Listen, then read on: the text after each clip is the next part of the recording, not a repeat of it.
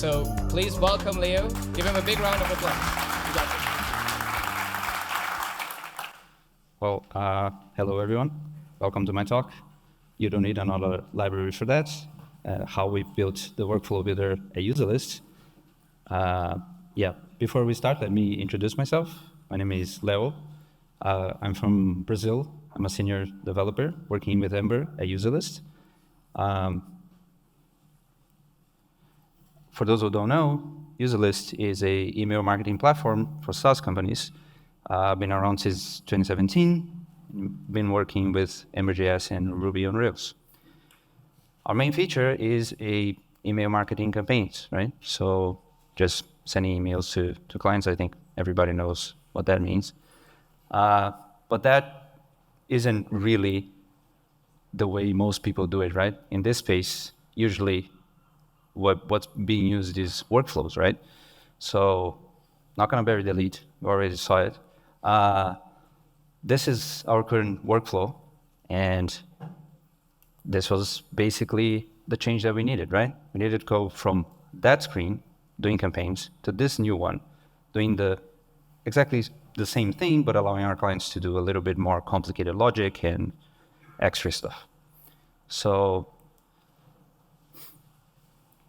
to start with, the idea was, let's use this example here, which is the running thing, as an example, as just an illustration for our thoughts here of how did we go from between those two screens, right? If we stopped a little bit at the time and thought about what are the features that we wanted for our workflows, right? The main ones would be having this blank space to start with, a toolbar on the left with the nodes, and then you would be able to drag the nodes from the left toolbar into that blank space and start building your workflow. You could also then drag stuff around from inside of the workflow, and then also editing and doing other stuff, right? And we also wanted lines to describe the flow of the workflow. So essentially looking, in our minds, that's kind of what we have here. If we broke down what are the main features of that, we'll probably get to this here, where we need some way to render the graph of nodes. We need a way to draw the lines between those nodes. Then we also need an infinite canvas to just allow the workflow to grow unimpeded and also be able to pan and zoom. And we also need to take care of the mutations, right? How do we change it? And for a team of 2 developers, this looked like a huge mountain to climb. And we were very scared of just heading face first on this. So our first thought was, can we find a library that would do the heavy lifting for us, right? Can we find something, because this problem is pretty widespread. So someone might have run into this and done something that can help us. So that's what we did.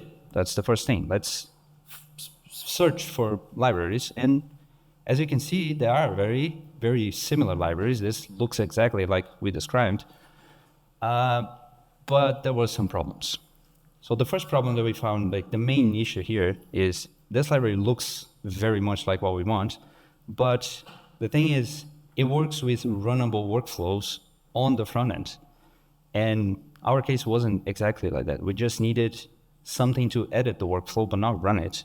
It was going to be running on the server side, not on the front end. So it didn't really fit the bill. Also, this one in particular, and most of them, use SVG for rendering. And that's essentially hard to customize. So the designs are basically what they give you, and that's about it. So that's not something we wanted to deal with. And the other thing is, it doesn't have a Ember integration. Well, we don't have Vite yet, so maybe that would help. But at this time, we would have to build that integration ourselves, and we would also have to learn how to use it, right? So there's that extra step as well. But we kept looking, and there were more. So this one, essentially the same thing. Looks nice, does the workflow, but it works with runnable workflows. So not exactly what we want. It has extra stuff. It builds big things there. And we would still have to make it work with our own data structure. So that wasn't really something that felt right. So at this point, after looking out for a bit for these libraries, we ended up realizing that, yeah, this is not the correct path. It looks nice, it is close enough, but it's not, it's close, but not close enough. So we would have to work with something that's not exactly what we need. It has extremely opinionated designs. It doesn't have an Ember integration, and we have to learn it. So at this point, why not do it ourselves, right? We essentially would have to do the Ember integration. So why don't we try to crack this problem ourselves? And we always keep in mind, it's better than perfect. So, and that's what my shirt says. And I also have stickers for that later. So do search me for those. So with that in mind, let's go think back to the other slide where I had the features, and we start from there and how we did it. I'm gonna hide some of the details here because if I had to actually talk about everything, it would be way more than 30 minutes, but here we go.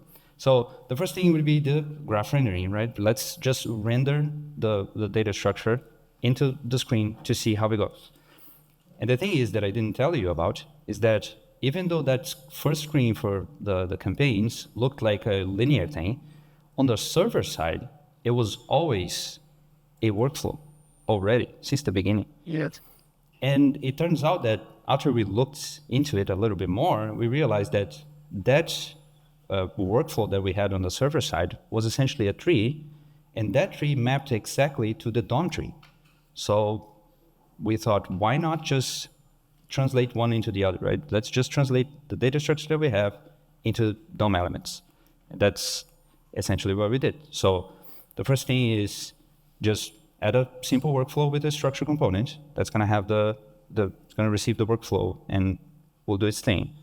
And we'll create component types for each of the node types that we have to then translate those from the server with a wildcard node component. So this is the first interesting thing here.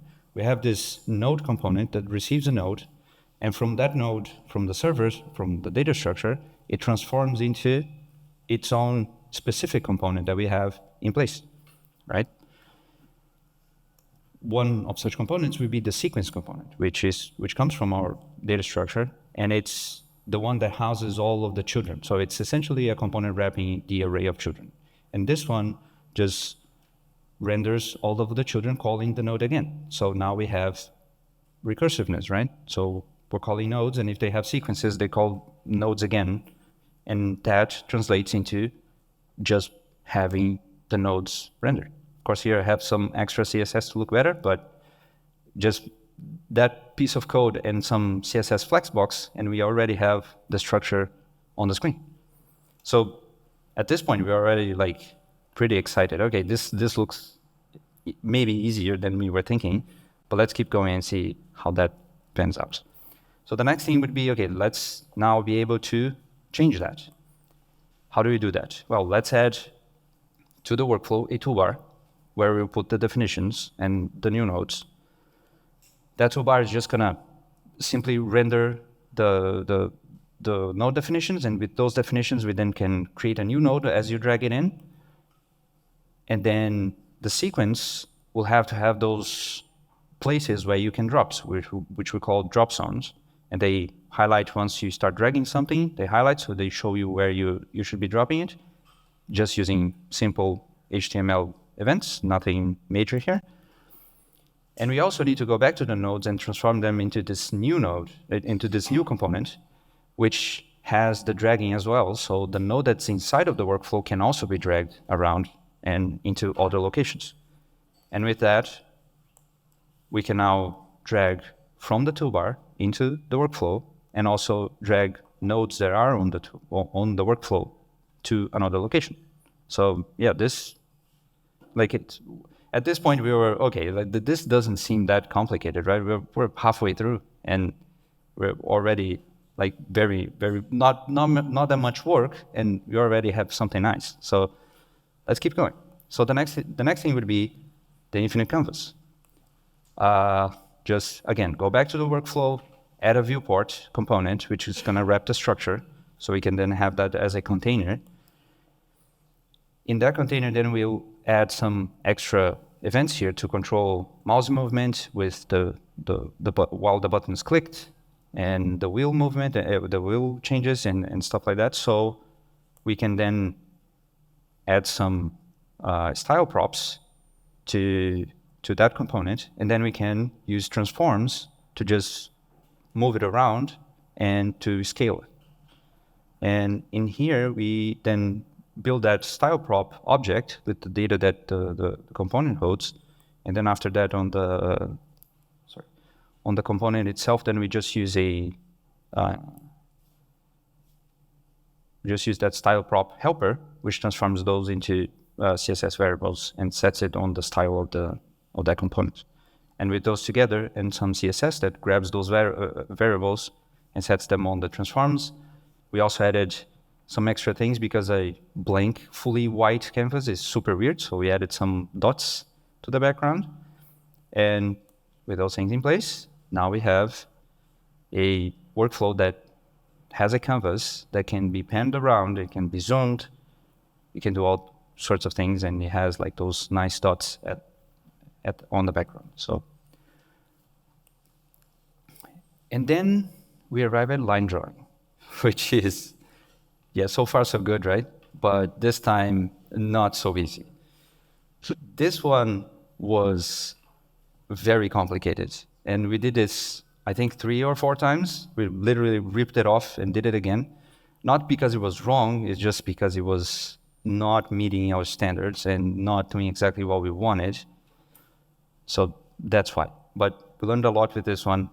So let me break it down for you. So our latest implementation has these aspects to it. It relies on ports defined by the nodes as the incoming and outgoing locations. It has one extra thing here, which we call component traversal, because we have easy access to traverse the node structure as the models, but those don't have access to the locations in the screen for the render nodes, the DOM elements. So they don't really know each other. But for the lines, we need those locations. With those locations, then we produce edges, which essentially define where you're coming from and where you're going, just the start and end of the line. And then those edges get transformed into SVG lines with another component. So that's basically it. So now it's a little bit more heavy on code, but bear with me, you see the end result. So the first thing is we do the ports, right? So essentially what we do is we register the DOM element on insert and run that to get the bounding client rect. And with some math, we can calculate like the middle top and the middle bottom, and those two are the ports for the node. And just by rendering those locations, we get these dots here, which are essentially the ports. And then all we need now is to connect them. But the problem is, how do we get to them? The components have the ports, but we don't have any way to actually traverse the component tree. We can traverse the node tree, but not the components. So that's what we implemented next. For that, we created this container component, which essentially is just there to transform the inserting and removing of the component into 2 actions. So then we have on setup and tear down for each of the components that we use on the nodes.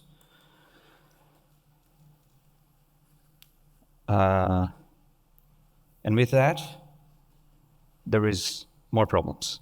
So the thing is, we'll use that on the sequence as functions, as methods on those events. The problem is Ember does a lot of optimizations.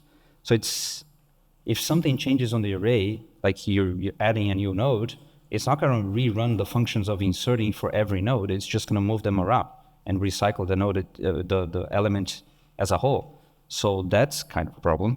So what we had to do was use the new fancy tracked objects, a tracked map, And on the methods for adding the registering a container to its parent, we also use the index to set it definitively to a certain index, even if there is nothing behind it.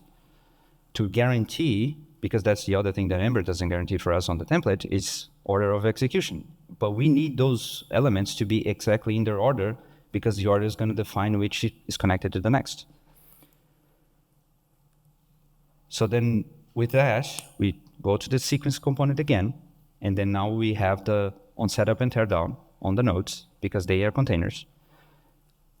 And we can then define there, the add container has the index as one of its params. So we know that we're adding that container. When that function runs, we know the index of that. And if we run it on a simple array, we wouldn't know.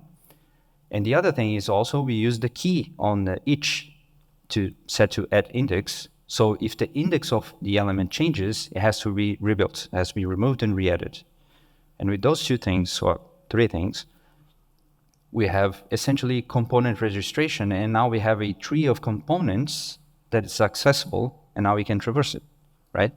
With that, all we need to do is add generation. So now those components that are registered can generate their edges like the sequence does, just connecting the incoming, the outgoing of a node to the incoming of the next one, and also connects the parents to it. And with all of this together, each component only cares about its immediate children edges and asks their children for their own edges, so they don't overstep each other. And then we just collect all those edges, pass it into a canvas component.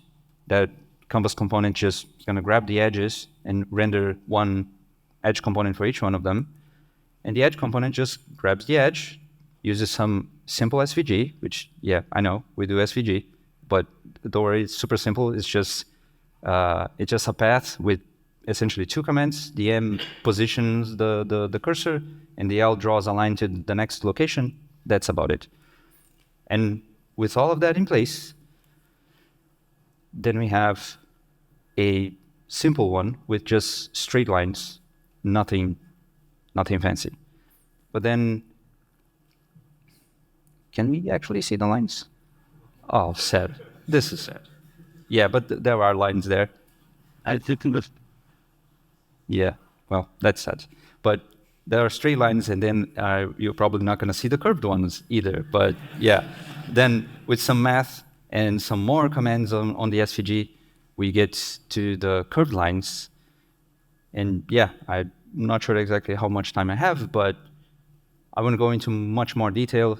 But then next thing you know, we added a wrapper around it, some extra floating controls for the node, so we can add the delete function, duplicating, editing, and all that stuff.